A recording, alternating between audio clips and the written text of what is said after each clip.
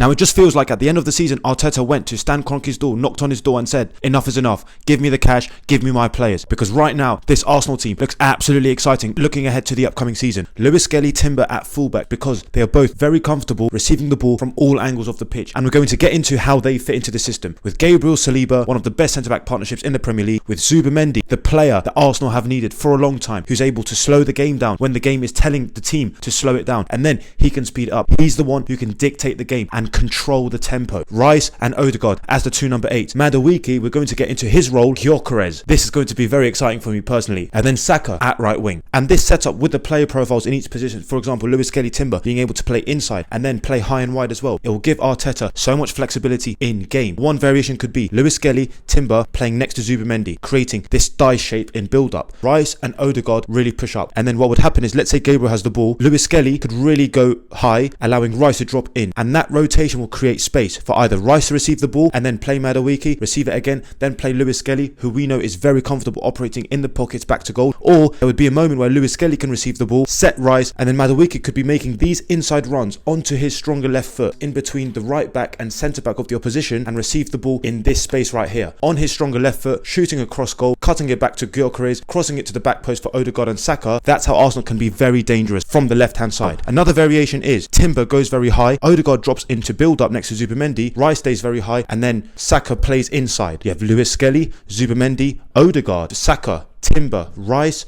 Madueke and Gyökeres. Another variation, because the player profiles give Arsenal so many different dimensions, because the technical ability and their proficiency in tight spaces all across the pitch allows the team to constantly rotate and roam and drift into positions. So for example, Saliba could play Odegaard and then Zubimendi could get the ball. He could play Rice, who'll drop in, exchanging passes, then Lewis Skelly, then Zubimendi could get the ball again, and in that time Odegaard has really pushed up. So now Arsenal are being very aggressive. Saka's playing inside. It could be a pass into Saka, who could play Odegaard, who could play Timber, and then everyone else is hitting the box. Rice arriving to the box very late. Gyökeres hitting the box, Madueke hitting the box, then Lewis Skelly and Zubimendi as that defensive cover, as that rest defense, with Gabriel Saliba pushing up as well, Odegaard supporting Timber, and then Saka hitting the edge of the box as well. And from build up, Arsenal could go long straight into Gyökeres, who can bring it down and then play little passes and be that player to spin in behind and go 1v1, because he is absolutely ruthless and clinical, by the way, with Raya as well acting as an extra centre back next to Gabriel. Saliba will drift out wide, and then Timber could play inside next to Zubimendi, allowing Lewis Skelly to push up or stay wide. They've created an extra player in build up, which allows the team to really dominate and control the game. And also in transition, Madueke, Saka,